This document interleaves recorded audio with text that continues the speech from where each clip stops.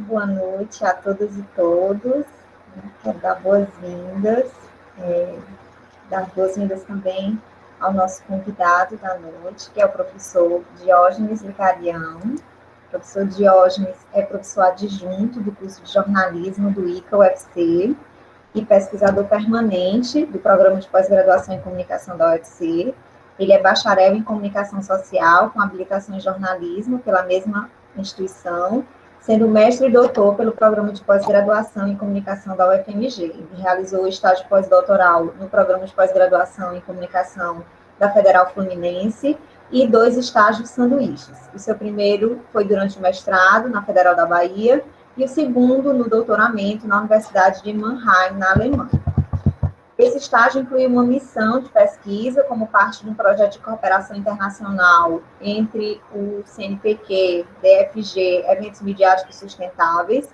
Ele tem experiência na área de comunicação, com ênfase em comunicação e política, possuindo mais de uma dezena de trabalhos publicados na área, inclusive em periódicos internacionais de alto impacto.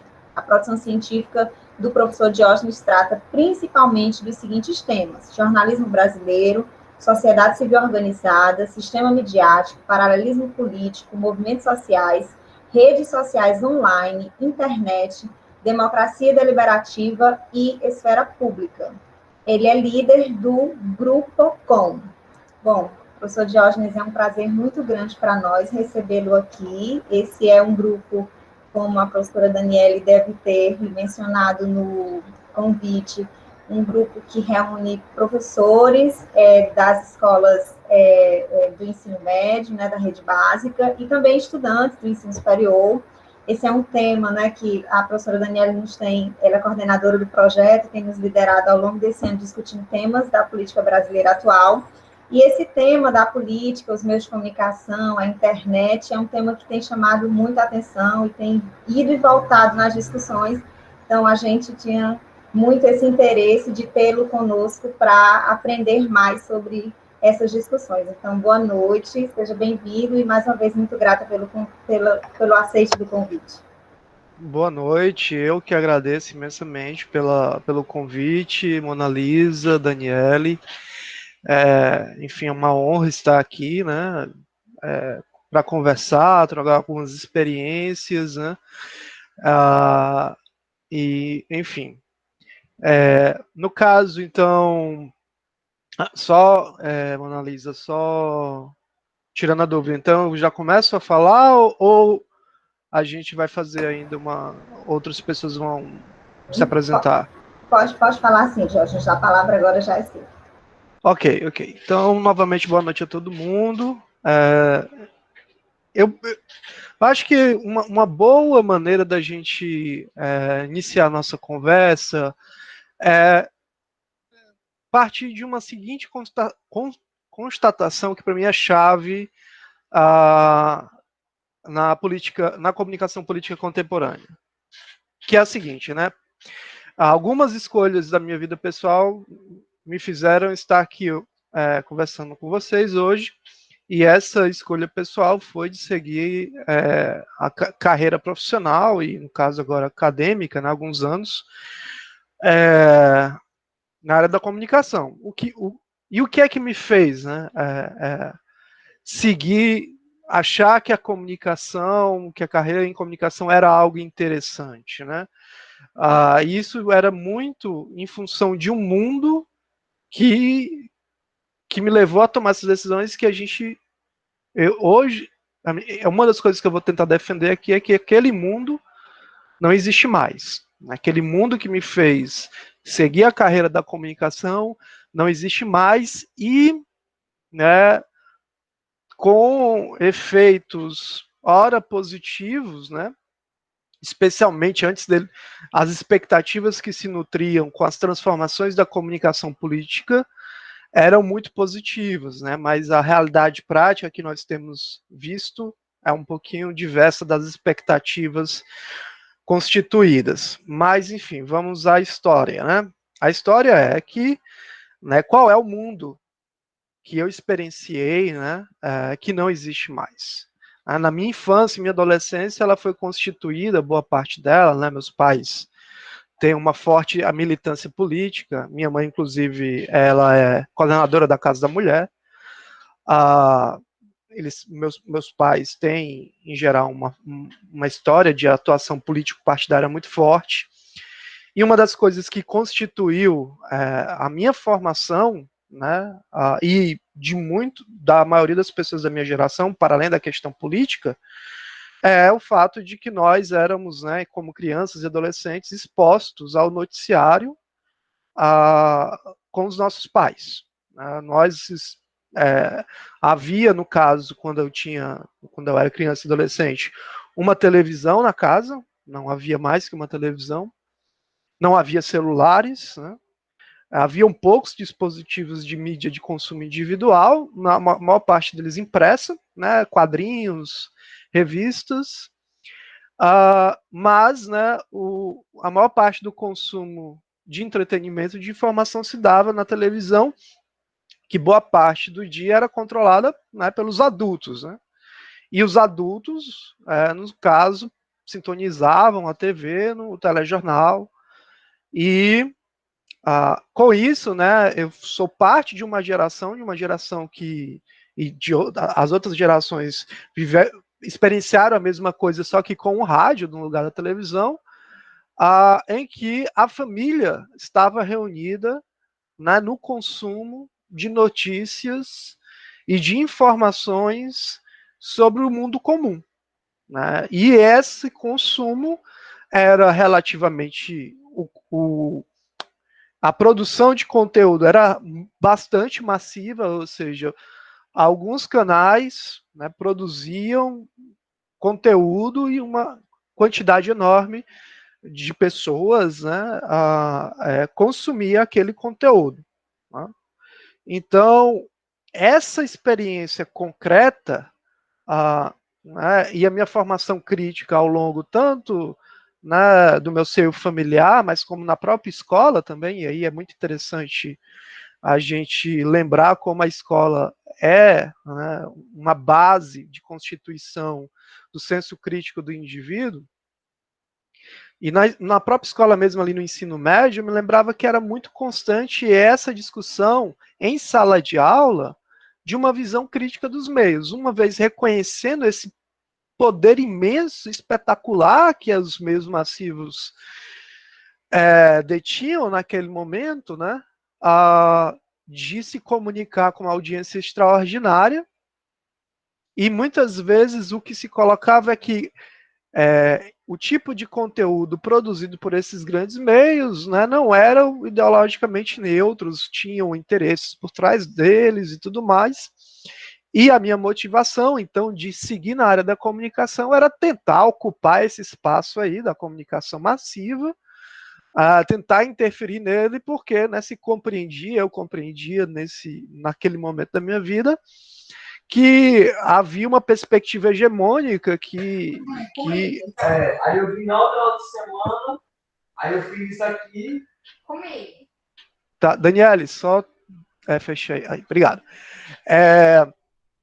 Então havia essa compreensão que os meios de comunicação estavam dominados por uma forma de produzir informação e entretenimento que alienava a população, que relegava perspectivas críticas. Então a minha ideia, né, quando eu fui lá fazer o curso de jornalismo, fiz a minha inscrição no vestibular, era não, vamos né, tentar construir uma outra comunicação, uma comunicação mais crítica, ocupar esses meios massivos que têm tanto poder e tentar quebrar um pouco dessa correlação de forças para tentar fazer com que essa comunicação massiva seja fomentadora de uma perspectiva mais crítica, emancipadora, né, mais democrática, que ouça os movimentos sociais, né, a minha compreensão, minha ideia sempre quando, né, entrei na universidade era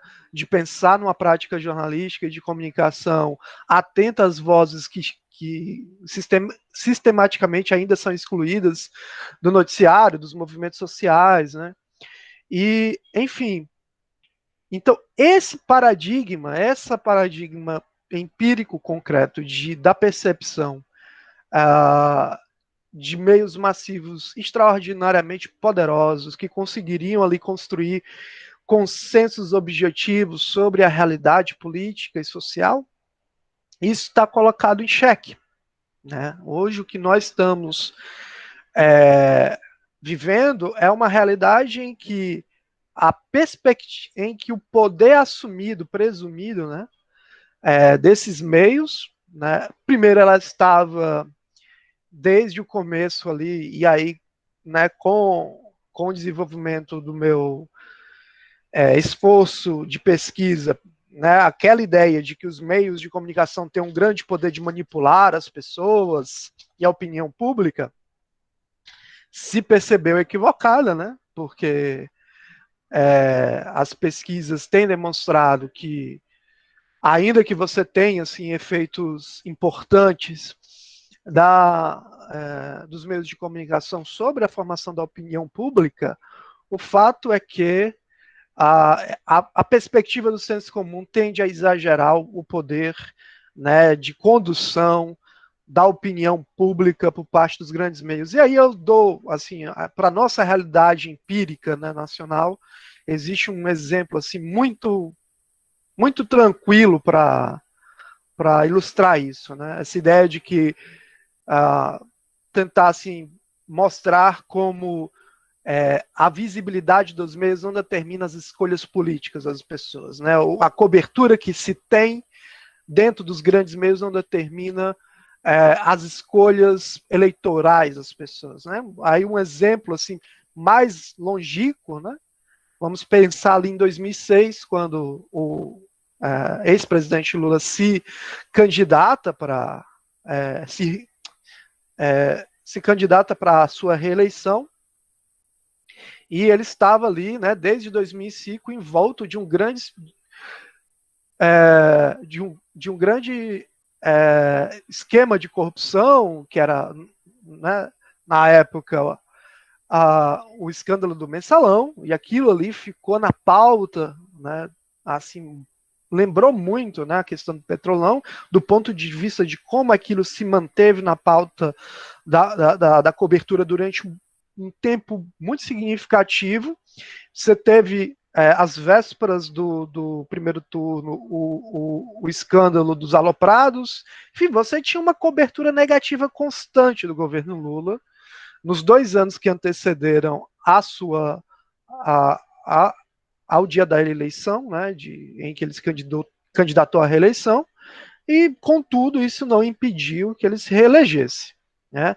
E aí me perguntaram quando é que a gente percebeu isso, né? Foi aos poucos, eu não posso dizer que teve um momento que, né, veio uma luz de cima e caiu sobre minha cabeça, mas foi aos poucos.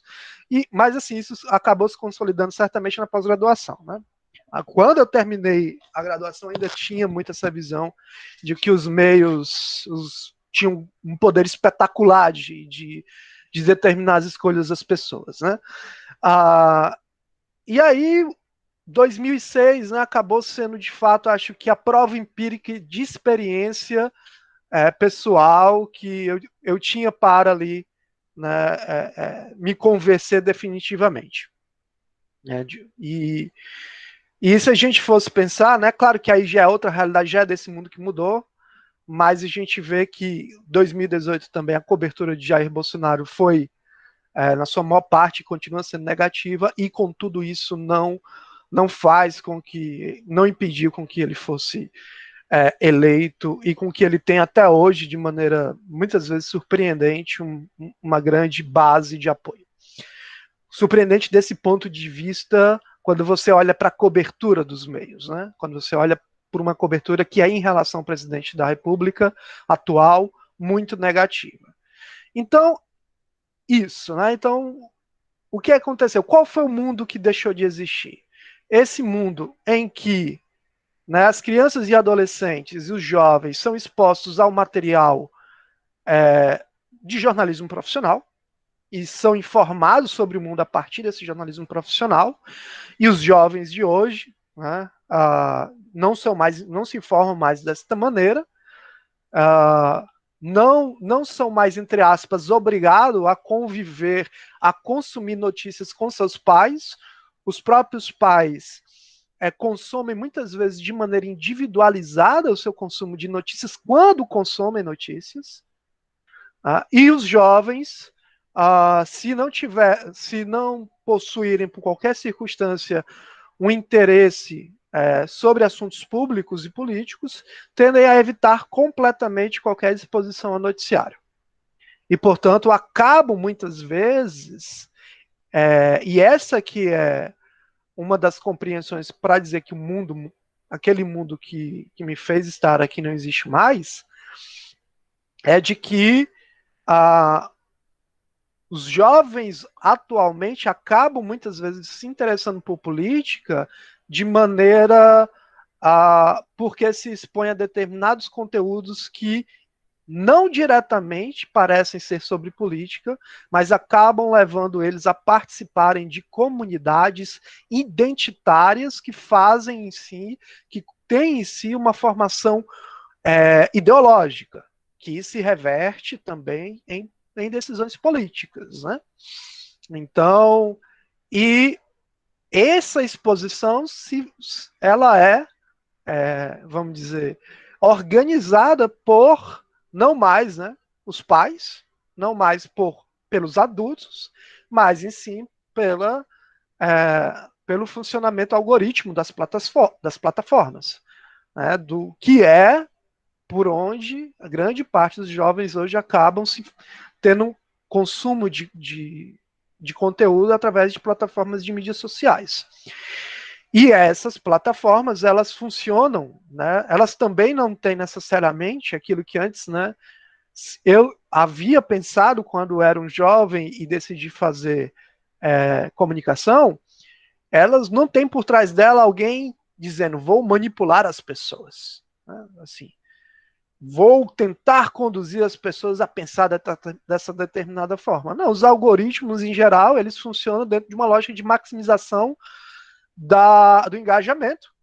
E para maximizar o engajamento, qual é a lógica? É tentar entregar aos indivíduos aquilo que eles mais tempo gastam consumindo, né?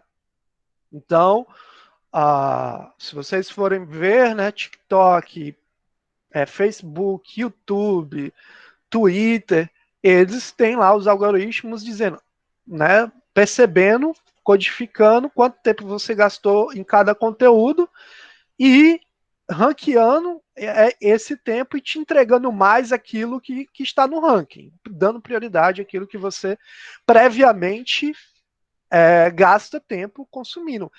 E aí tem um problema, que é o seguinte, jovens e adolescentes, né, ainda tem uma perspectiva muito pouco madura e crítica, de uma maneira, né, mais ali informada mesmo pelo pensamento científico e pelo ceticismo, né, e acabam muitas vezes e aí eu também lembro de, né, que, né, se eu tivesse, vamos dizer, eu não me julgo superior em relação aos jovens de hoje, né? É uma circunstância objetiva completamente diferente. Mas eu me lembro que uma vez eu encontrei na banca de revista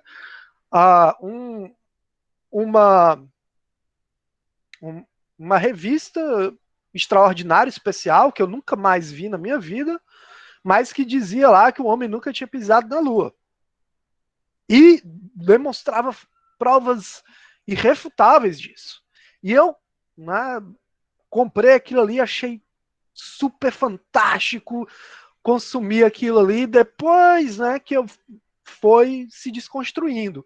Mas há um grande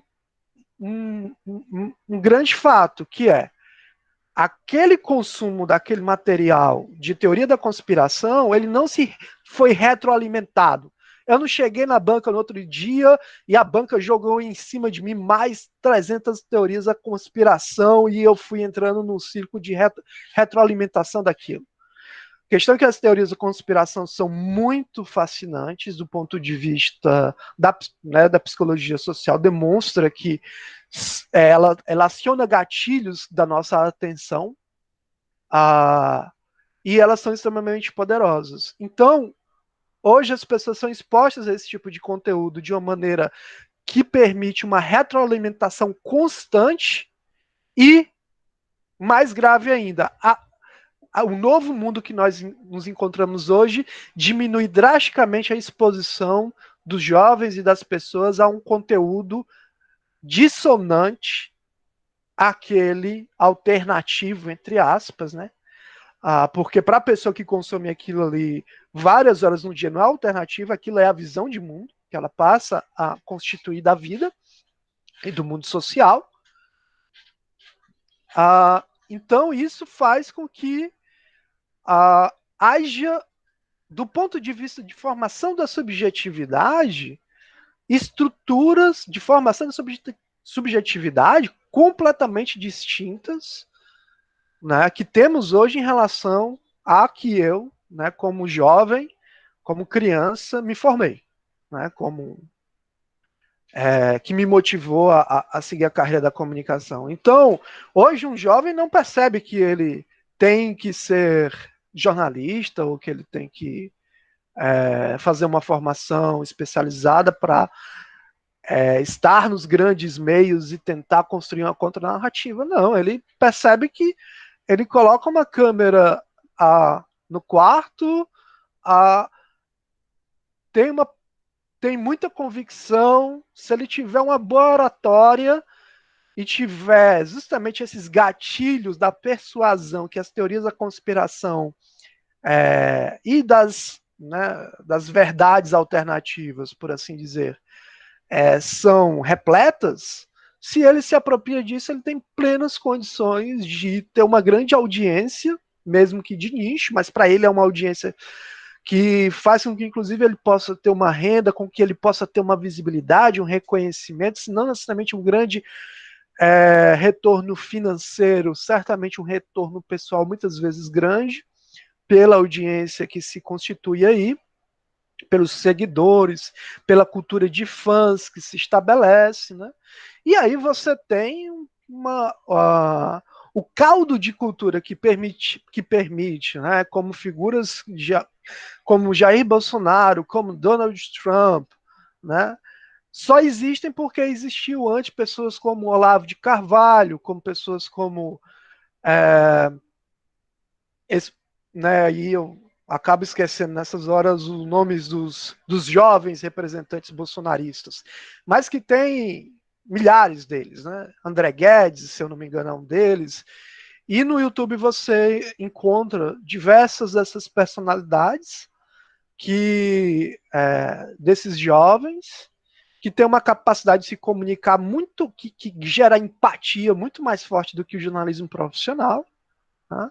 Porque tem aquela coisa muito dinâmica, muito cheia de convicção, né, e cheia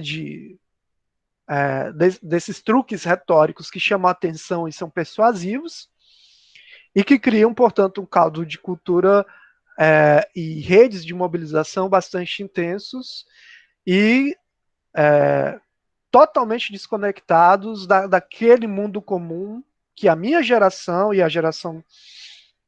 a nossa geração se formou, né? Então, é imprescindível compreender a nova realidade objetiva de hábitos de consumo, de conteúdo midiático que nós temos hoje, que, portanto, permite que uma nova configuração de formação de subjetividades políticas acabe se formando.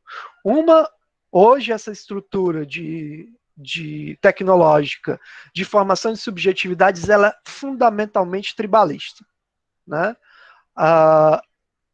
Isso significa que as pessoas têm cada vez mais facilidade de se conectarem a grupos identitários e a movimentos, né, que são bastante homogêneos ideologicamente e bastante mobilizados, né? Então, esse é um aspecto, né, muito forte da nossa estrutura atual. E aí, só gostaria de interromper um pouquinho para ler os comentários. Fernando Duarte falou houve uma cisão entre o empresariado brasileiro e as grandes mídias no caso da reeleição de Lula. Cisão entre o empresariado brasileiro e as grandes mídias no caso da reeleição do Lula. Bem, isso aí eu não tenho como realmente falar, sabe, Fernando? Se houve essa uma cisão. O fato, assim, do ponto de vista da ciência política assim, as pessoas que eu acompanho que fazem essas análises, né, eu não sou cientista político, a grande análise é que o governo Lula e o governo petista em geral foi um governo que não produziu cisões nenhuma com o empresariado e as elites brasileiras. Muito pelo contrário, né?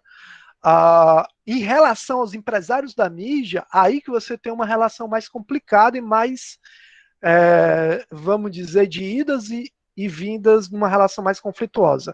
O fato é que isso é inegável, de que em determinados momentos, e inclusive em momentos-chave, houve sim uma cobertura extremamente negativa para o governo no noticiário. E aí, essa cobertura negativa foi fruto de uma perseguição política, de uma caça às bruxas, ou vamos dizer, de uma oposição desses empresários da mídia em relação ao governo. É complicado falar isso, porque você tinha muito material objetivo que era alimentado, né, pelas formações de oposição e que dá a notícia. Né? A questão é, o quão isso foi exagero, se houve um exagero nessa cobertura negativa em função de um antipetismo, por assim dizer, né, dos grandes empresários da mídia, eu não sei, isso aí já é mais controverso. O que objetivamente a gente pode falar é que, sim, houve uma cobertura negativa, momentos muito importantes do governo Lula e do governo Dilma em geral, com idas e vindas, ou seja, o primeiro ano ali é uma cobertura muito favorável. O que realmente complica a vida do governo é o mensalão e esses eventos que estouram e que geram uma cobertura de longa data em torno desses eventos, como o dinheiro na cueca, né? Vocês lembram disso? E outros eventos aí que de fato eram sempre explorados. Mas se vocês acompanharem o manchetômetro, né, que é um site que vocês podem ver que eles fazem uma análise de conteúdo dos grandes meios jornalísticos, a cobertura hoje do Jair Bolsonaro é imensamente mais negativa do que foi do próprio governo Lula e Dilma. E, contudo, há uma base ali meio que imóvel, que uma base ali de 30% de popularidade do governo Bolsonaro que não pode acontecer o que for, que não sai. Né? E aí isso aí fica oscilando a depender da conjuntura. Mas eu trago isso para justamente reforçar um ponto, né, de que a cobertura jornalística por si só, ela não derruba governo e nem elege governo. Tem que ter outros componentes, né, para que isso aconteça. Tanto é que cobertura negativa foi basicamente uma constante dos governos Lula e Dilma. O que é que derrubou, né? No final das contas, o que foi que permitiu que Dilma caísse, né? Que eu fosse derrubada? Crise econômica, impopularidade, enfim, uma série de outras circunstâncias que tornaram a crise política aguda o suficiente para gerar uma oportunidade para a sua derrubada. Mas eu não quero entrar muito nesse aspecto, porque aí a gente se perde um pouco. E aí eu vou voltar aqui às outras questões que foram colocadas. Eis que a grande mídia esteve sempre aliada ao empresariado e suas demandas, ou não?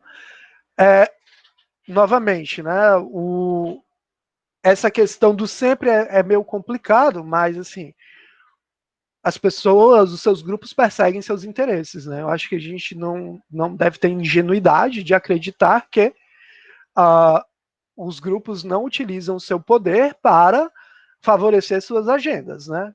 E aí isso acontece de maneira muitas vezes com diferentes gradações, né? Como é que os empresários conseguem, vamos dizer, os donos dos meios conseguem administrar a cobertura, o conteúdo dos seus veículos para favorecer uma determinada agenda política, né? E isso não, o importante é pensar que isso não acontece 24 horas e não existe uma revisão, né, um grande editor lá aprovando tudo que é publicado, não é, né? Existe um processo de recompensas, né, que favorece determinados comportamentos, determinadas agendas. Mas, de todo modo, é bom lembrar que qualquer veículo de comunicação depende da audiência. Se o veículo deixa de atender aos interesses da sua audiência, ou passa a exercer um tipo de cobertura flagrantemente manipuladora, isso não é sem consequências. A própria Globo, ela sofre bastante das consequências disso, né? Das tentativas de manipulação não passam impunes, né? Então, é bom lembrar que as audiências não são amorfas, não são objetos de manipulação dos grandes meios, né? Essa é uma correlação de forças dinâmica e complexa que a gente não pode assumir que as audiências estão indefesas, prontos para serem manipuladas, né? Há um processo aí enfim, como eu falei, né, de manejo de forças, né? Mas, claro, reforço de que o empresariado sempre vai tentar favorecer suas perspectivas. Tanto é que, por exemplo, vou dar só um exemplo muito claro, né? Claro que as editorias de jornais não têm como política não dar cobertura sobre problemas que afetem sua própria imagem de maneira mais significativa, né? Então, esse é um aspecto já que é importante lembrar, né? Mas o que eu só estou querendo dizer é que isso tem limites, né? Os empresariados podem até tentar, e muitas vezes tentam, manipular as audiências, mas conseguir é outros 500, né? Já é mais complicado. Não há um espírito de meio termo defendida discursivamente, isso aqui é o Fernando Duarte, pelas grandes mídias, que na verdade defende as demandas de mercados e os políticos procuram defender esse mercado como um princípio, meio e fim. No caso, mostrando que a esquerda traria o caos e a direita bolsonarista também traz o caos versus pelo meio termo. Bem, isso é uma narrativa que alguns, né, atores tentam constituir hoje, mas aí, novamente, né, quem compra isso, né, assim, né, a própria ideia de que existe de que o setor político protagonizado pelo lulopetismo é extrema esquerda, é um extremo ao bolsonarismo, eu digo, quem acredita nisso? A questão é, né, assim, não, quem que consome esse tipo de informação e quem compra isso? Essa aqui é a questão. Sobre fenômenos de mídia digital e questões ideológicas, o caso Felipe Neto é muito interessante. E aí lembrar que Felipe Neto é justamente, né, não é a contraparte dele lá, que é esqueci o nome dele, mas é um outro youtuber muito famoso, que é bolsonarista, né? Era bolsonarista e aí até pouco tempo atrás. E isso coloca justamente como essas novas celebridades surgiram de maneira totalmente independente dos grandes meios, né? De Globo, de SBT, de Record, né? Celebridades que surgiram de maneira totalmente paralela, né? A esses grandes meios. E aí eu volto que aquele mundo que nós conhecíamos acabou. Né? Não tem essa grande dominação do fluxo informacional e de conteúdo consumido pelas pessoas dominada pelos grandes meios. Não existe mais isso. A formação dessas celebridades, como Felipe Neto, é justamente isso. Algumas delas, né, não vão estar aí associadas a esse tribalismo da extrema-direita, né? Mas muitas vão estar. Né? Aí A Elisânia falou aqui, a grande mídia não derruba governos, mas tem uma influência muito grande. Não é à toa que a família Bolsonaro está levantando uma guerra contra a Globo, por exemplo. Inclusive, essa semana, os jornalistas do Jornal Nacional foram chamados a depor por causa da censura e divulgação de notícias ligadas ao caso Queiroz. Bem, uma coisa, isso para mim demonstra muito mais a natureza autoritária do governo Bolsonaro do que o grande poder da Globo, né? Me parece que cada vez mais a Globo, né, ela pode sim ter um papel importante. Vou lembrar de um outro fato importante, outro evento, acho que ainda mais paradigmático de como, né, os grandes meios não conseguem determinar, por mais que eles batam na mesma tecla, o comportamento político das pessoas. O referendo das armas, né? A Globo fez uma campanha muito forte com a participação de celebridades, as suas celebridades, pelo desarmamento. Mas o que é que ganhou nas urnas? Né? Foi o não, né? Foi justamente um tipo de... A lei de desarmamento se tornou mais branda do que poderia ter sido justamente por causa daquele referendo. E a Globo foi uma das que fez campanha e perdeu. Né? Perdeu valendo. E aí eu acho que não a Globo perdeu, né? Eu acho que nós, como sociedade civil, perdemos. Né? Porque foi, acredito, uma decisão equivocada. Mas, novamente, né? As pessoas tomam decisões não a reboque do que os grandes meios, decisões políticas a reboque ou determinada pelos que os grandes meios fazem. Isso não acontecia antes, hoje acontece muito menos, esse é meu ponto. Né? Porque hoje os hábitos de consumo, principalmente dos jovens, né, e das novas gerações, são cada vez mais ocupadas por canais que não são dos grandes meios. Né? A nossa geração ainda assim tem um grande hábito de consumir os grandes meios, o jornalismo profissional, mas esse é uma coisa meio demodê aí, né? Então, esse que é um ponto, né? Se eles já tiverem algum grande poder, que eu estou demonstrando aqui, estou dando vários exemplos aqui de que não tem tanto poder assim, se já tiveram, né, tá acabando, viu? Tá terminando, porque as horas, a quantidade de horas que as pessoas passam, em média, é cada vez mais reduzida em relação aos grandes meios, e elas se ocupam cada vez mais de consumir entretenimento, e quando consomem conteúdos de informação política, são através de grupos ideologicamente fechados e homogêneos. Então, essa é uma diferença fundamental do mundo anterior que nós conhecemos. Mona Lisa também fala aqui, Jorge, e quando falamos de empresas como Facebook, como fica essa dimensão dos interesses? Falo pensando nos debates sobre vazamento dos dados de usuários para usos em campanhas, entre outros. Né? Exatamente. Nando Moura, obrigado, Leonardo, tá querendo lembrar do nome dele. É o Nando Moura, um desses youtubers bolsonaristas, que, enfim, tem milhões de seguidores no YouTube e tal. Então, pra gente assim, né, eu acabo conhecendo essas pessoas por dever de ofício, mas a maioria das pessoas da minha geração, e principalmente meus pais, não tem a menor ideia de quem é esse povo. Né? Mas os jovens não têm ideia também de quem são os grandes jornalistas e as grandes figuras políticas do Brasil. Né? Porque exatamente um gap geracional, é uma vala geracional muito grande que está se constituindo devido às transformações das estruturas de consumo de comunicação, de conteúdo, né, em geral. E isso se reflete na comunicação política. Mas aí, voltando ao que a Mona Lisa colocou aqui, sobre os interesses do Facebook. Exatamente, né? Essa aqui. E aí, esse ponto, Mona Lisa, é que me faz refletir sobre, né, daqui por diante, né? Porque o que aconteceu no caso lá do escândalo da Cambridge Analytica, né?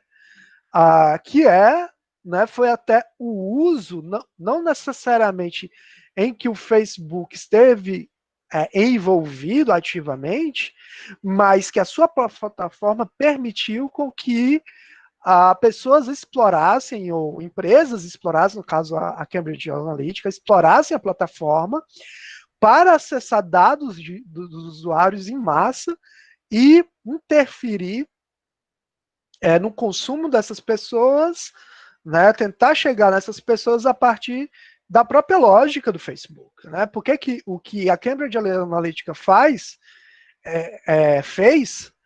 é o que o Facebook faz. Analisa o perfil do indivíduo e como eu posso aumentar o engajamento dessa pessoa, com uma pequena e grande diferença, que é o Facebook, né, até onde se sabe, não tenta direcionar uma formação específica de uma opinião. Né? Votar em candidato A ou em candidato B. A Cambridge Analytica fez o que o Facebook faz, mas tentando estabelecer uma estratégia de aumento de engajamento que pudesse se reverter numa escolha específica de decisão política. No caso, o Brexit, né? Porque os moradores do Reino Unido decidissem pelo Brexit. Como é que eles faziam? Como é que eles fizeram isso? Fazendo perfis, né, de pessoas e dizendo, para eu convencer essa pessoa aqui a votar no Brexit, eu tenho que ativar conteúdos diferentes, a depender do perfil. Então, faz um mapa de perfis para as pessoas desse perfil aqui, pessoa que se preocupa com saúde. Aí eles têm lá o SUS deles, que é o NHS, que é muito mais pujante que o nosso SUS, né? E colocavam que votar no Brexit era uma maneira de defender o SUS deles lá, o NHS.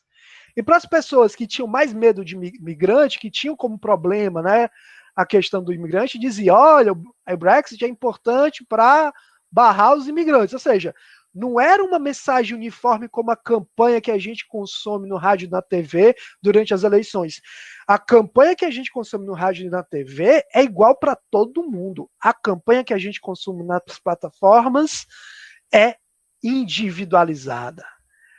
Os algoritmos produzidos por essas empresas leem o nosso perfil e dizem, eu vou convencer esse indivíduo aqui com conteúdo diferenciado, não com aquele mesmo conteúdo. Então isso é radicalmente diferente do que nós estávamos acostumados a viver. E a gente tem que levar muito seriamente essas transformações, porque é elas que estão fazendo com que a gente caia da cama. O Brexit ter ganhado fez a gente cair da cama, o pessoal da nossa geração cair da cama. Tá? O Trump ter ganho fez a gente cair da cama. Bolsonaro ter ganho com aquela vitória e hoje ter essa popularidade fazendo todas as coisas inacreditáveis, né, do ponto de vista de relações internacionais, questões de ambientais, questão de saúde pública, e ele ter 30% imóvel de popularidade, e isso faz a gente cair da cama. Isso é um forte sinal de que transformações estruturais da constituição da subjetividade política estão em jogo aqui. Né? Nós não vivemos o mesmo mundo que nós estávamos acostumados a viver, e isso que é importante a gente ter ideia. E aí, para o futuro, eu fico pensando que, deixa eu só, antes de falar no futuro, Daniele falou aqui, por falar nisso, você acha que a esquerda entendeu isso minimamente? Tá começando, viu, Daniele? Tá começando, ainda bem. O pessoal está começando a perceber que tem que dominar essas ferramentas, né? O próprio Boulos conseguiu um engajamento muito forte nas redes sociais. A campanha do Boulos foi bem exitosa. A da Manuela Dávila também, apesar dos dois não terem ganho. Mas você começa a perceber que eles começam a quebrar a hegemonia da direita nas redes sociais. Se o Manchetômetro tem eles acompanharam o engajamento no Facebook das eleições, dos candidatos, das páginas, das campanhas. E assim, em geral, a direita, especialmente a direita bolsonarista, ganha de lavada da esquerda em termos de engajamento. Percebem? E assim, não é robô, gente. Não é robô. Não, a gente tem que parar de pensar que é robô. Inclusive, o Marcelo Alves, que é um parceiro de pesquisa muito estimado meu, ele terminou o doutorado dele ano passado e teve a tese dele, ganhou o prêmio de melhor tese da Compós de 2019. E ele traçou essa rede bolsonarista, está traçando ela desde 2014. E, né, ele fez essa checagem da percentagem do que é perfil falso de engajamento nessas redes bolsonaristas. Existe, mas não ultrapassa, não chega perto de ser maioria. A grande esmagadora maioria são perfis autênticos, são pessoas reais, né, dentro dessas redes, tá? Então, é isso. Eu acho que é porque é o seguinte, qual é essa vala, né? O que fez a gente cair da cama? Porque a gente estava acostumado a enxergar o mundo com determinadas lentes. Só que essas lentes, elas, não vou dizer que elas quebraram, não existem mais, mas elas já dão conta de uma parte cada vez menos significativa do nosso mundo social. Né? Então, para a gente entender o mundo político hoje, a gente não basta olhar para a cobertura jornalística dos grandes meios. A gente tem que olhar para essa ecologia midiática muito mais complexa, que são a das plataformas sociais, as mídias sociais, que é difícil olhar para elas, porque elas são complexas, elas não são unitárias, né? Mas é importante perceber como elas estão dinamizando e transformando a formação da subjetividade política na contemporaneidade. A Mona Lisa fala aqui que, sem contar que aqui o posicionamento na internet é pago, diferentemente do HPGE, exatamente. É pago, né? Mas tem que, segundo a lei, né? Não sei, a gente nunca sabe até que ponto essa lei é cumprida, né? Tem que estar lá no teto do gasto, né? Do que pode ser gasto, porque o financiamento atualmente é público, né?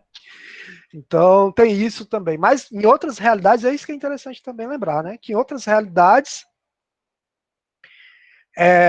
isso nos Estados Unidos, né, não tem limite, né? Não existe limite de recursos para você gastar em campanha. Impulsionamento, muito menos. O Twitter, especificamente, não permitiu impulsionamento, mas é uma plataforma que não permite, né? As outras permitem. Mas, novamente, né, falando que o problema maior não é nenhum impulsionamento, né? O problema maior é que, como esse impulsionamento está agregado a uma engenharia, né, de campanha extremamente refinada, que a gente, agora que está se dando conta o quão refinada ela é. Tá? Então, isso tem um estudo recente que saiu que fez uma correlação da disseminação da internet de celulares móveis e o nível de democracia e o nível de estabilidade política. E os autores, eu vou até colocar aqui o link desse estudo, e os autores chegaram à conclusão de que muito mais que a democracia não é fortalecida com o espalhamento, né, com a proliferação da internet, dos celulares. A democracia não se fortalece, mas o que é intensificado é a instabilidade política. Né? Então, eles fizeram um levantamento empírico muito robusto, com técnicas estatísticas e fontes das Nações Unidas, do Banco Mundial, sobre estabilidade política, e cruzaram isso com dados sobre a disseminação de celulares, acesso à internet dos países, e, assim, surpreendente como... E aí eu volto a um ponto anterior que eu havia dito, né, que as coisas que se frustraram, né, as expectativas que foram frustradas. Porque quando a gente viu que eu digo assim, quando surgiu a proliferação da internet, e isso era visto como uma alternativa aos grandes meios, vários teóricos disseram, pronto, agora a gente vai ter uma democracia de verdade, em que os grandes empresários não vão mais controlar a opinião pública. as pessoas vão se formar de maneira livre e vão, né, formar uma concepção política emancipada e não mais monopolizada pelos grandes meios. Tá?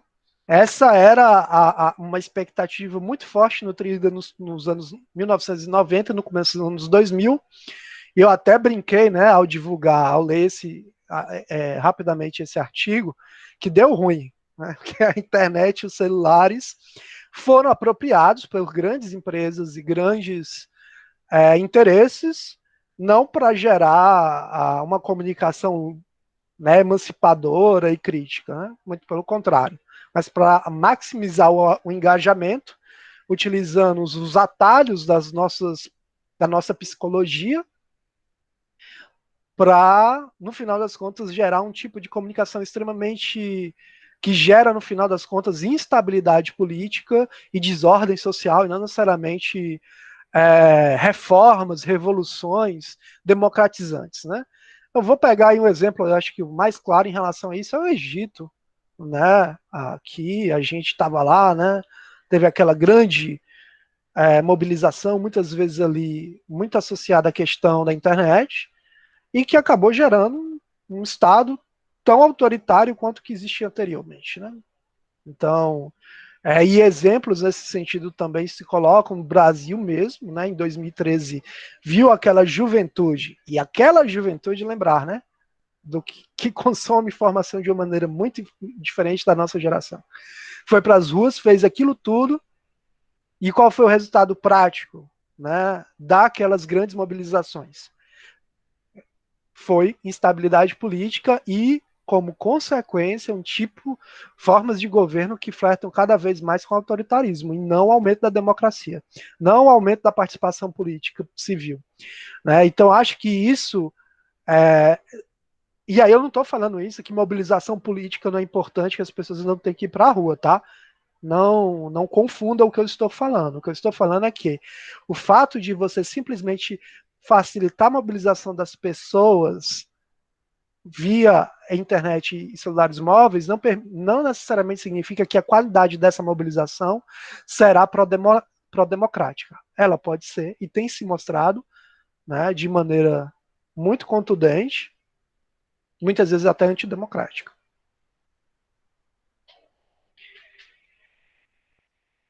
É isso, pessoal. Eu acho que assim, essas são as provocações que eu gostaria de deixar mesmo. E aí eu gostaria de ouvir a voz mesmo de vocês e não ler, né, o que vocês estão digitando aqui. Vamos dar voz às nossas gargantas, por favor. Grata, Diógenes. Gente, acho que tem aqui uma pergunta do Matheus, se o Matheus quiser fazer também, e quem também quiser fazer pergunta, pode se inscrever aqui no chat, que aí vocês fazem perguntas e a gente vai batendo esse papo com o Diógenes para vocês irem tirar dúvidas. Pode ser, Matheus?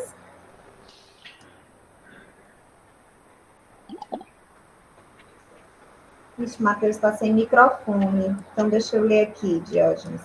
Tá ok, é bom que eu dou um descansinho aqui para minha garganta. Ele está te perguntando se você poderia comentar um pouco sobre o papel de grupos como Brasil Paralelo tem sobre a formação política da nova geração, desses jovens aí que você está mencionando para a gente, que tem esse seu processo de formação a partir dessa nova ecologia midiática que você mencionou. Isso. Eu vou aproveitar também, Diógenes, e aí já claro, vou fazer mais uma. Eu achei muito interessante essa ideia assim, de como a gente saiu de um processo de formação e de acesso à informação comum, coletivo, para esse mais individualizado, não é? Tanto dos adultos como dos mais jovens.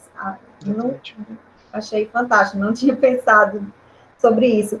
E aí eu fiquei pensando na interface da juventude, especialmente que é o público aqui, que grande parte dos professores trabalham, e nessa discussão das redes sociais e tudo, um grande tema, inclusive, que a esquerda enfrenta, inclusive a partir das suas adequações e das tensões, é essa discussão sobre política e memetização, né? Que que é um tema também, parece-me, muito sensível à juventude, e eu queria que você tratasse mais, porque você chegou, inclusive, a tocar nisso, né? Que muitas vezes os jovens chegam à política, mas não necessariamente pela política, né? Ou seja, às vezes eles nem vão para um tema que é político, mas eles chegam lá e se juntam a determinadas identidades, grupos ideológicos e vão fomentando.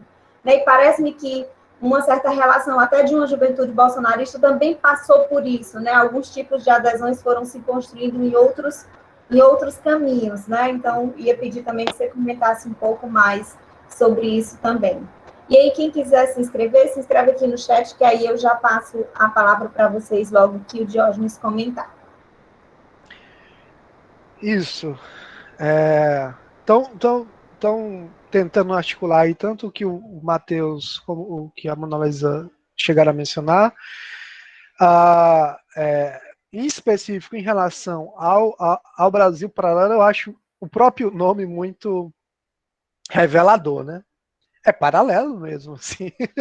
É um mundo paralelo, né? Você vê como as narrativas, as notícias se constituem nesse ambiente aí, por esse canal, é uma desconexão completa com esse mundo, né, do jornalismo profissional, né, das fontes oficiais, né, das fontes que nós considerávamos, eu considero ainda como, né, de maior credibilidade. Então, assim, é outra, né, corre por fora, né, e é isso, assim, né, a busca por uma comunicação alternativa aos meios não é algo novo, a gente sabe disso, e boa parte da gente aqui, inclusive na nossa própria juventude, na própria nossa formação político-intelectual, nós certamente nos valemos e ainda talvez nos, né, recorremos a isso, há formas alternativas de comunicação política. A questão é que ela é alternativa no sentido de que você consome os meios não alternativos também. Você consome os meios hegemônicos. Tá? Em boa parte. Então você tem uma conexão com esse mundo, entre aspas, comum. E o que nós temos é uma geração que a comunicação, o que nós consideramos comunicação alternativa, em termos de presença, em termos de realidade concreta do que elas consomem, informa sobre subjetividade, não é alternativa. Né? Ela é alternativa para, né, essa geração nossa. Mas aquilo ali por isso que essas pessoas, né, e essas comunidades, essas tribos, e essa formação política que não vai pela política, né, formação ideológica que não vai pela política, que não vai pela mobilização político-partidária, vai pelas lógicas identitárias. Né? Então, cada vez mais, né, a conotação identitária é que faz com que as pessoas tomem determinadas posturas e decisões políticas. Né? Então, há uma segmentação, uma tribalização muito intensa, não que ela não existia antes, ela existia, mas que ela foi potencializada e levada a uma potência, a uma intensidade muito, muito intensa, muito, muito forte em pouco tempo. Tá? Então, esse que é o aspecto, né, que eu acho que o Brasil Paralelo, Nando Moura, essas figuras, mas aí a gente também pegando pela extrema esquerda também, tá, pessoal? Vai ter uma galera aí totalmente desconectada do mundo real, tá? Com milhões de teorias da conspiração também, muitas vezes sem capacidade de fazer um exame crítico das suas próprias premissas, né? Então, assim, você tem um reforço de discurso populista, o fato, mas só fazendo uma correçãozinha aqui, uma qualificação. Não há até agora não há como comparar esses Brasis paralelos da extrema direita com a extrema esquerda. Assim. Não há como comparar. A grandeza da extrema direita nas redes digitais é imensamente maior do que a extrema esquerda e até do que a própria esquerda mais tradicional, mais centro-esquerda ali, né?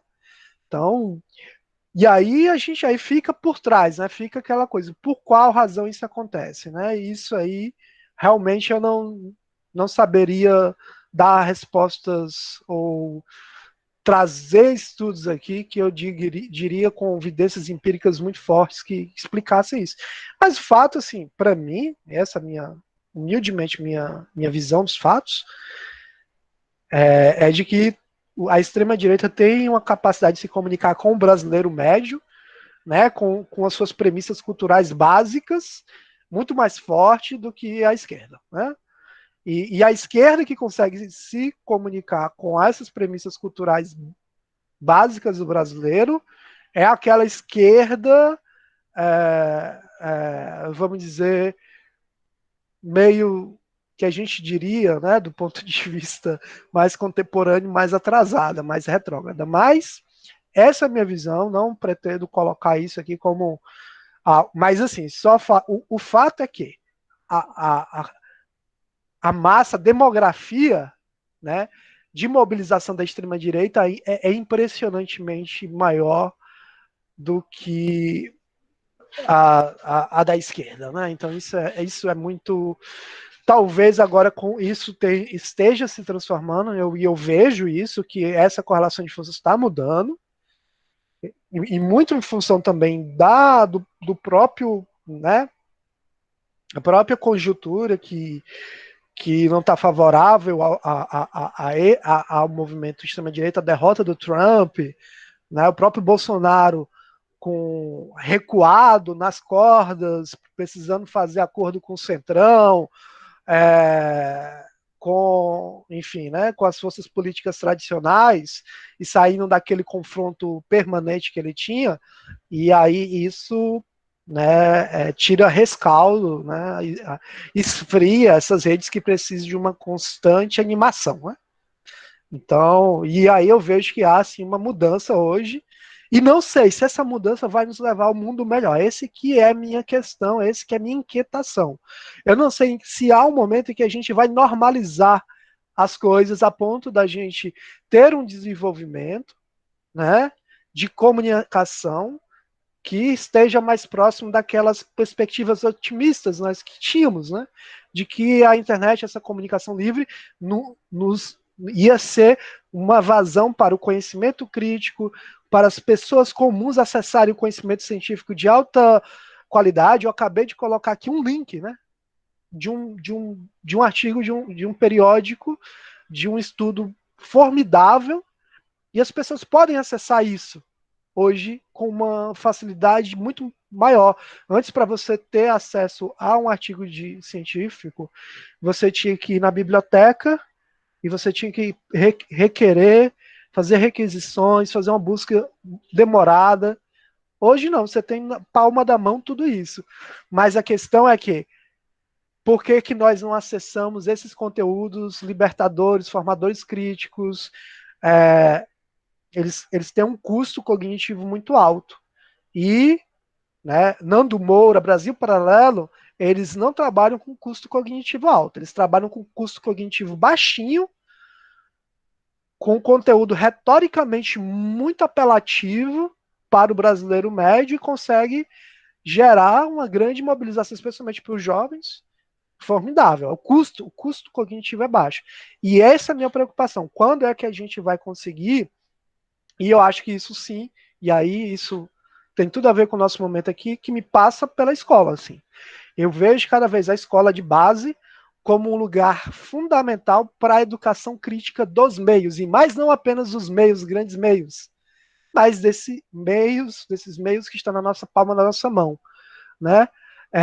Que estão nas nossas escolhas, que parecem, né, do ponto de vista físico, muito banais, que é pegar seu dedo e apertar numa foto, curtir, né? Aí eu acho que a escola tem que começar a pensar, né, nas consequências práticas e fazer uma crítica da cultura de que curtir algo tem um significado para a sua vida político, ideológico, que há outras escolhas possíveis dentro da internet, muito mais formadoras, muito mais edificantes, e né, e capaz de fato de gerar autonomia dos indivíduos e não fazer com que eles se lancem em alguma tribo, né, porque essas lógicas de tribo identitárias do ponto de vista psicológico muito recompensador, mas não dá autonomia ao indivíduo, ele fica à mercê dos grupelhos identitários, né?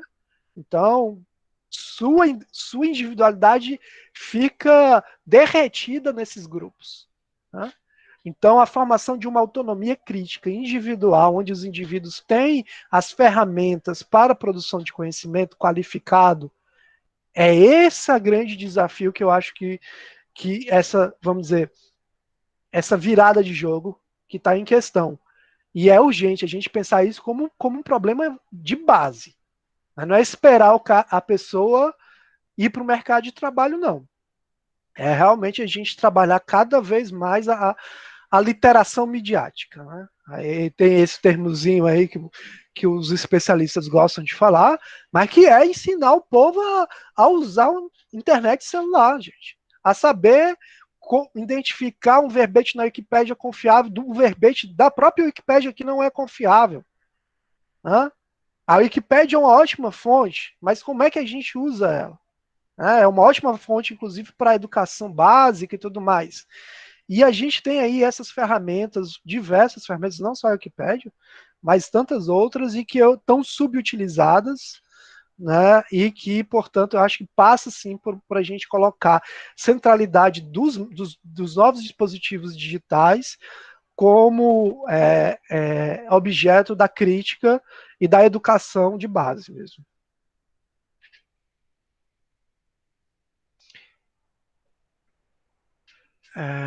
Também vejo esse ponto. Só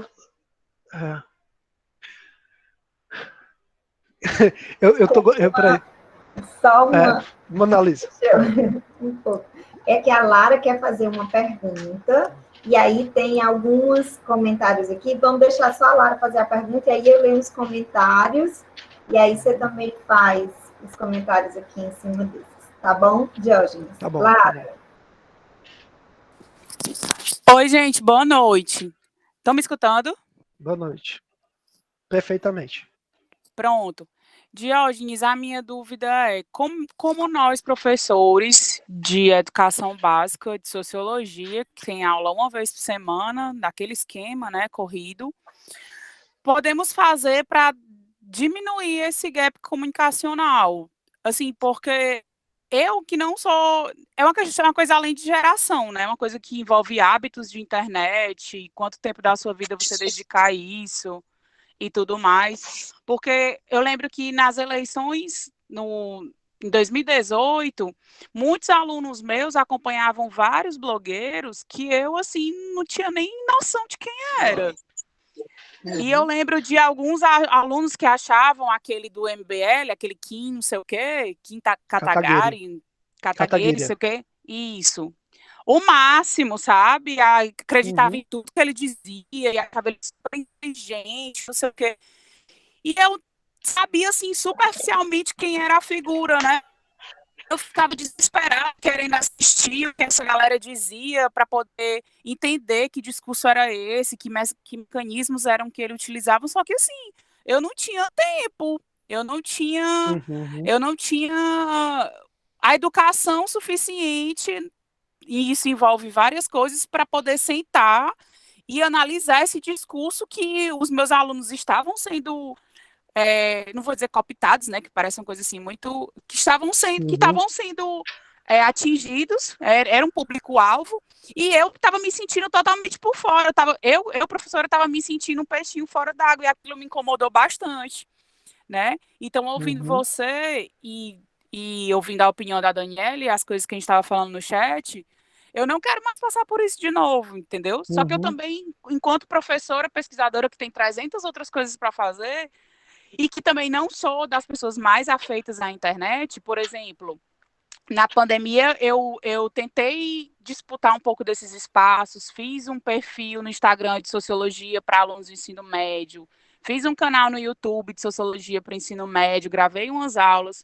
Durante a pandemia eu consegui manter, Mas agora que voltou um pouco à normalidade e as atividades dobraram, tá parado e eu não consigo postar. Porque para mim uma postagem, eu tenho que estudar muito para fazer uma postagem, já que o meu propósito é esse, entendeu? Então eu fico assim numa sinuca de bico, desesperadora. Sabe? É muito complicado para a gente, enquanto professor de ensino médio, porque a gente sabe que tem que disputar esses espaços. Eu, pelo menos, já entendi.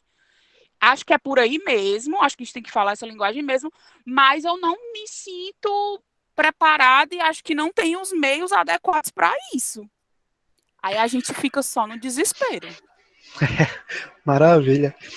Lara, não poderia agradecer mais esse seu depoimento e sua problematização. Porque, de fato, esse é um problema, o que eu estou colocando aqui, que a gente não vai resolver com voluntarismo, né? Ou seja, cada um de nós individualmente tentando, né, enfim, conter o fluxo da história, né? Assim, por assim dizer.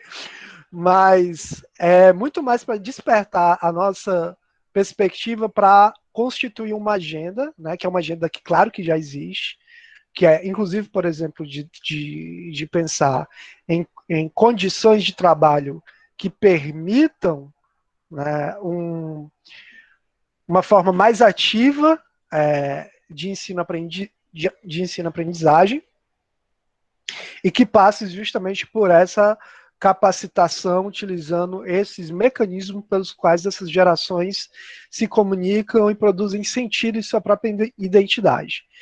No meu caso específico, né, com meus alunos, com meus estudantes na graduação, eu tenho invertido a lógica, justamente pensando na questão do ensino-aprendizagem a partir de uma perspectiva ativa. Os vídeos quem fazem no YouTube são eles, né? A Wikipédia, eu peço para eles editarem a Wikipédia, né? E faço um acompanhamento. Peço para eles traduzirem vídeos, enfim, tento. São ferramentas. Tem uma outra ideia que eu tive que eu ainda não implementei, que foi acompanhando, por exemplo, o Hugo Fernandes. O Hugo Fernandes é biólogo e ele é um dos grandes divulgadores científicos, né? No Instagram. Ele faz cards que são muito. Recebem muito engajamento de esclarecer essas questões da pandemia. Ele teve uma atuação muito forte agora na questão das queimadas do Pantanal. E uma das coisas que ele desenvolveu foram esses cards, né? E eu pensei, não, vou então colocar os meus estudantes, os discentes, para fazer cards de divulgação científica das teorias da comunicação, do jornalismo. Mas eu sei que fazer esse tipo de trabalho é possível com as turmas que eu tenho, 16 alunos, 20, no máximo 30. É muito mais complicado quando você tem muitas turmas, muitos alunos, não dá para fazer esse acompanhamento individualizado, né? E aí eu acho que passa também essas transformações por mudanças de estruturas, né? De estruturas de trabalho, né? Com certeza, né? Não dá para a gente fazer revoluções no ensino-aprendizagem se a gente não tem condições de trabalho. E mesmo assim, né, mesmo com 30 alunos, com 20 e poucos alunos, é difícil acompanhar o pessoal, né? Não é fácil.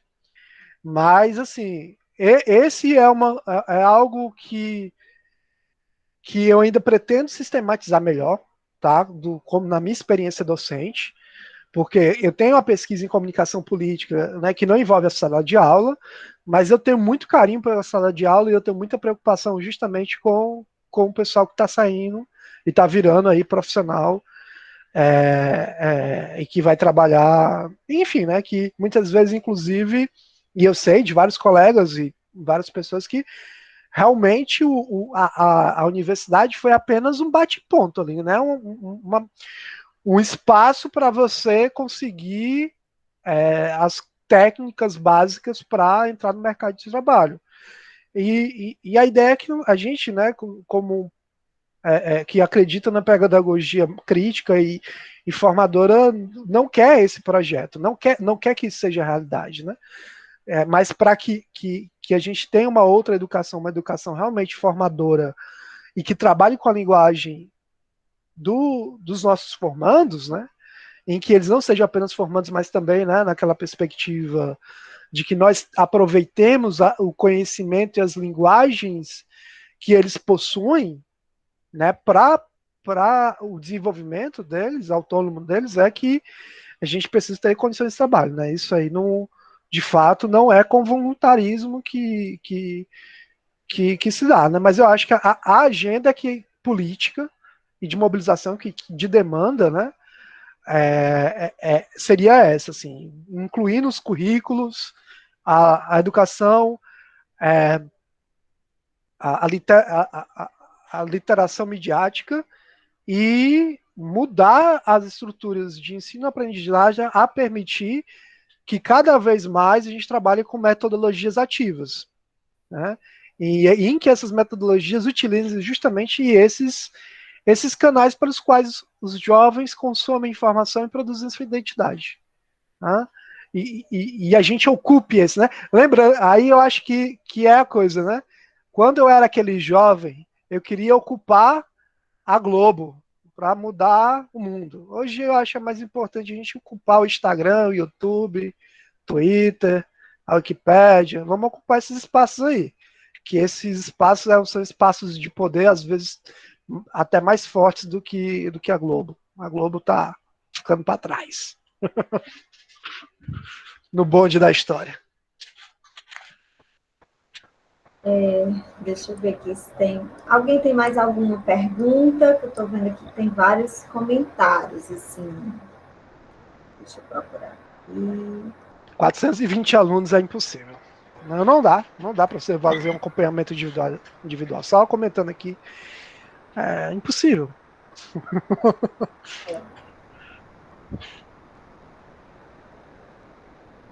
Deixa eu ver aqui. Diógenes, alguém tem mais alguma pergunta?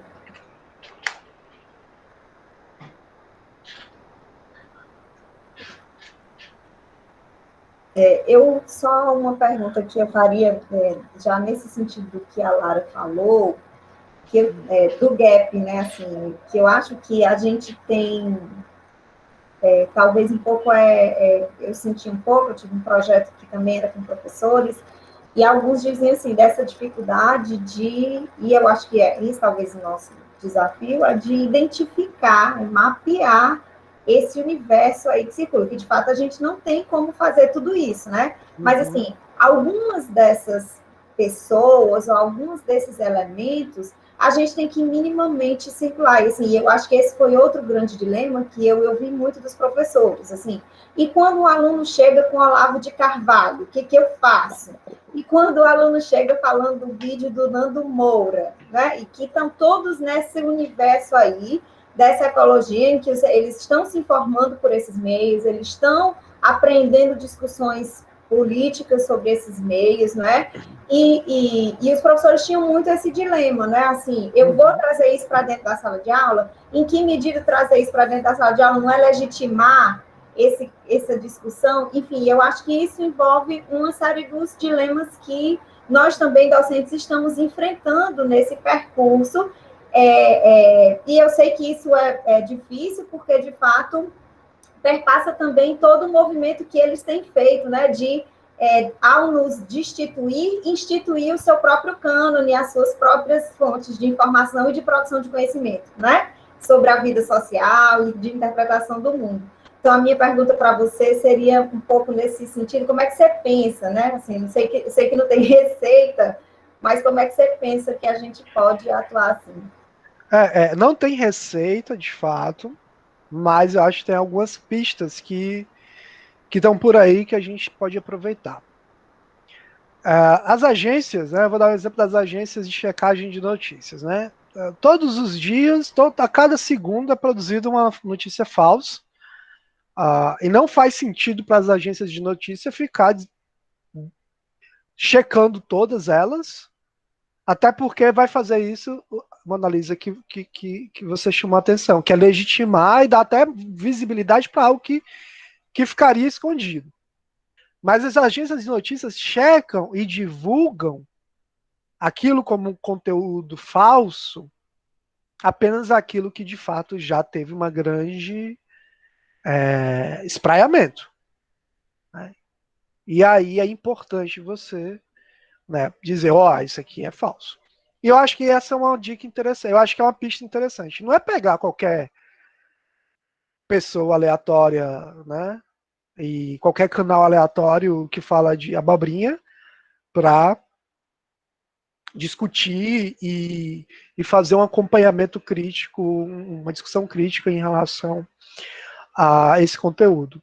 Mas é pegar justamente esses exemplares que estão já bastante, que provavelmente, inclusive, já vão ser conhecidos dos formandos, né?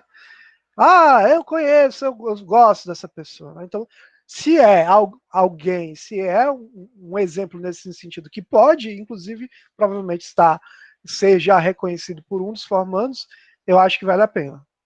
Porque da mesma maneira que a gente discutiu que quando estava no ensino médio, eu assisti o debate Collor e Lula, a edição do debate Collor-Lula, feito pela Globo. Tá?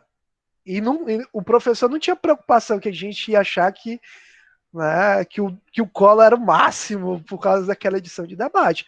Porque o ambiente, aquilo que era apresentado, justamente era para no sentido, olha aqui, vamos analisar criticamente isso aqui, pessoal. Né?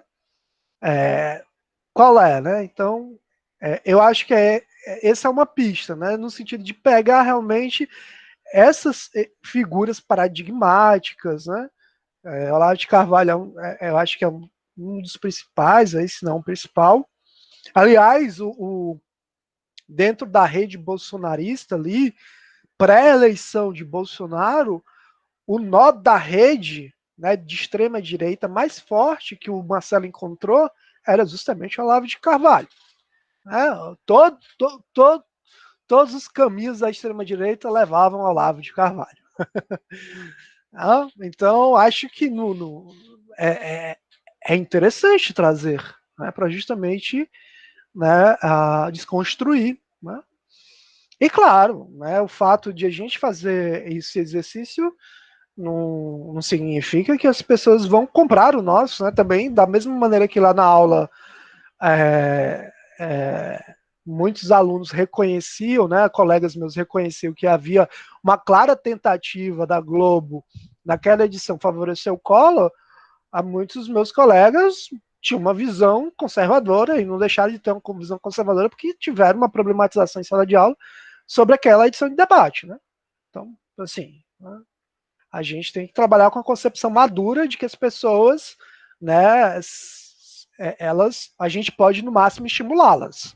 Né? E aí, mas a ausência de estímulo é problemática também. Né? É justamente, inclusive, o que faz esses mundos paralelos. Às vezes é a falta de estímulo em relação a olhar criticamente esses conteúdos e tentar apontar quais seriam os problemas, né? Tentar mostrar que há linhas de argumentação falaciosas, o que é falácia, né? E por aí vai, né? Então, assim, apresentar o mundo, né? Voltar assim, né? O que é que torna as teorias da conspiração implausíveis, né? Assim, vamos lá. O que é que torna, né? Por mais que a gente assim, o que é que torna implausível a facada do Bolsonaro? E aí eu vou falar aqui porque eu acho importante, tá? A facada do Bolsonaro ter sido uma conspiração. O que é que torna implausível?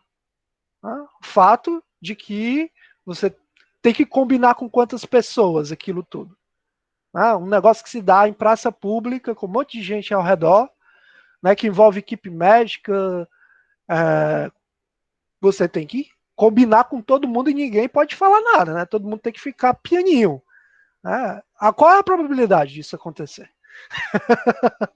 Às vezes você combina, né, um negócio com 6 pessoas, uma vai falar, uma vai abrir um bocão.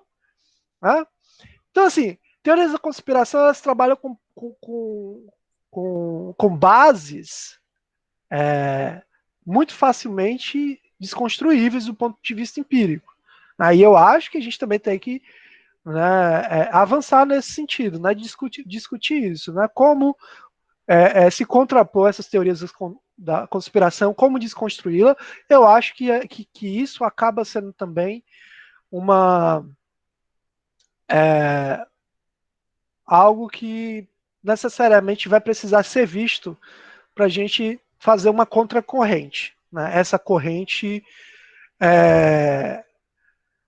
eu coloquei uma teoria de conspiração da esquerda para justamente fugir do lugar comum, né? Porque para ver como elas funcionam às vezes dentro do campo político, que eu sou de esquerda, não tenho nenhum problema em dizer isso, mas eu vejo vários colegas meus, eu mesmo no dia achei que era fakeada, tá fakeada aqui, né?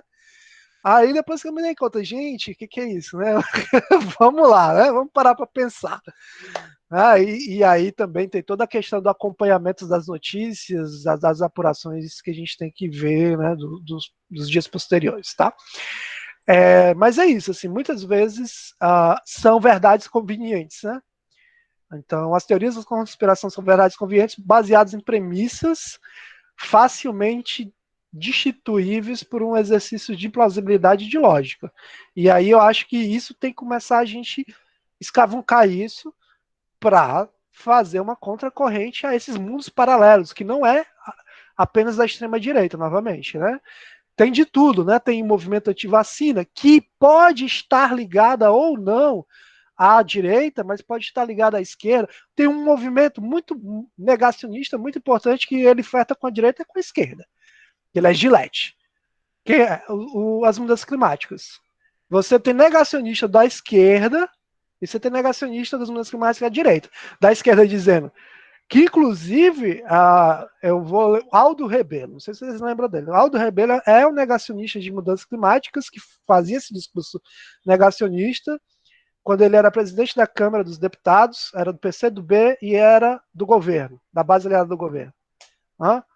E você tem basicamente o mesmo discurso dele, hoje utilizado pelo Bolsonaro. E você tem, né, o mesmo discurso dizendo que os cientistas, os climatólogos do mundo inteiro são um bando de militante comunista que quer acabar com o capitalismo. E o pessoal da esquerda stalinista, retrógrada, diz assim, não, isso aí é tudo financiado pelas grandes corporações e pelo governo americano para impedir o desenvolvimento dos países como Brasil, Índia e China.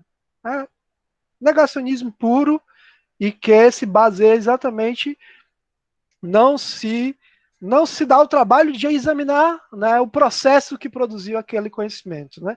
E eu acho que também essa é uma discussão que a gente tem que fazer mais, né? O que torna credível um conhecimento não é o conteúdo dele, se ele acha que eu gostei ou não. É qual é o processo que produziu aquele conhecimento. O processo é mais importante do que o conteúdo final. Até porque é o processo que faz com que o conteúdo final que é produzido possa ser corrigido. A ciência, né, a produção de conhecimento acadêmico, ela não é produtora de verdades universais. Mas o processo de produção de conhecimento dela força uma revisão crítica por pares e uma auditoria permanente dos resultados, uma replicação permanente que permite com que aquele conhecimento seja cada vez mais aperfeiçoado e corrigido coletivamente. É esse o processo que garante a credibilidade, não é o conteúdo. Né? Então, eu acho que essa é uma discussão também que a gente precisa fazer cada vez mais sobre os processos de produção de conhecimento como os parâmetros que garantem a credibilidade, não é em relação ao conteúdo. Né? Grata, Diógenes. Mais alguém tem alguma pergunta? Gostariam de fazer alguma intervenção?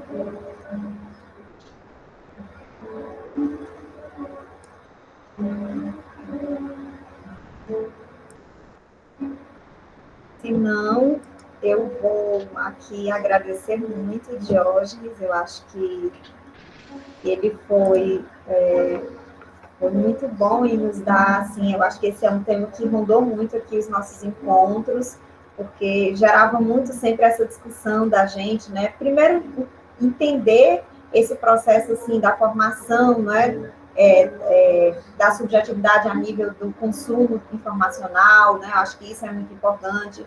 Assim, como eu disse antes, eu gostei muito assim, a individualização diz muito disso mesmo, né, assim, a gente já tinha essa noção de quebrar a cadeia, né, que se fala muito, de que as redes sociais quebraram a cadeia, mas, assim, essa coisa de ser individual, de que a pessoa vai lá, né, como você disse, inclusive, pode nem querer passar pelo debate público, é outra coisa. Então, tudo isso é todo um processo que realmente tem interferências muito fortes nesse processo, no caso da juventude, especialmente, né, e acho que as perguntas aqui deram muita conta disso, assim, dos desafios que os professores enfrentam na sala de aula com os jovens, né, e acho que nesse final também foi muito bom esses dilemas que eu acho que na sala de aula a gente, na universidade, enfrenta, né? Mas talvez num nível um pouco menor, mas que os professores têm enfrentado muitos relatos ao longo dos nossos outros encontros, tinham muito esse tema, né? Assim, do que fazer diante desses dilemas, dessas coisas. Dani quer colocar alguma coisa? Consegue? Não, ela ainda está lá toda mascarada ainda. Eu estou aqui tomando injeção, mas não, foi ótimo, Diógenes, assim, deu uma boa visão mesmo para a gente sobre esse processo todo. Muito obrigada, vai fazer a gente pensar muito sobre essa questão da comunicação na contemporaneidade, os desafios. Muito obrigada mesmo. Diógenes, nós já temos aqui só comentários que já estão convencidos de que tem que ler o Olavo de Carvalho mesmo, é o jeito. De fato, eu acho que realmente, assim, algo disso nós vamos ter que enfrentar, porque, de fato, ele tem uma dominância aí, como eu acho que você colocou bem, e eu acho que esse é um grande tema que nós temos que enfrentar, né? Assim, ele faz cabeças e corações de um grupo que, como você bem colocou, faz parte aí de uma das tribos mais bem organizadas hoje, inclusive nessa ambiente das mídias digitais, de todo esse processo. Então, acho que nós, como pesquisadores e professores, realmente não podemos nos furtar de conhecer, de fato, essas ideias, né, para entender por que essas juventudes têm aderido tanto a elas, né, e buscado se identificar tanto. Então, também como a Daniele, né, e em nome dela que está nessa Sem Poder Tanto Mais, eu agradeço também por você ter estado conosco e partilhado seus conhecimentos. Eu que agradeço demais e eu acho que, assim, reforçar que, para mim, isso aqui foi uma troca, né? Eu adorei ouvir a perspectiva de vocês, as problematizações. Eu acho que esse é um debate que envolve a todos nós, não apenas como professores, né, educandos que somos, mas como cidadãos, né? Acho que a gente, assim, a gente é atingido, todos nós, por essa realidade, essa nova realidade de como as pessoas se informam, como as pessoas consomem conteúdo no dia a dia. Então, eu adoro ter esse momento, assim, e eu me sinto muito agradecido e muito honrado com o convite de vocês. Não poderia, enfim, agradecer mais pelo convite, tá bom? Então, gente, eu encerro aqui o nosso encontro de hoje. Esse é o nosso penúltimo encontro, ainda haverá mais um, não é, Dani? Então, em breve, vocês serão também avisados do nosso último encontro da programação. Agradeço mais uma vez a todas e todos que estiveram conosco na noite de hoje, a Diógenes, Daniele, e boa noite a todos e todas.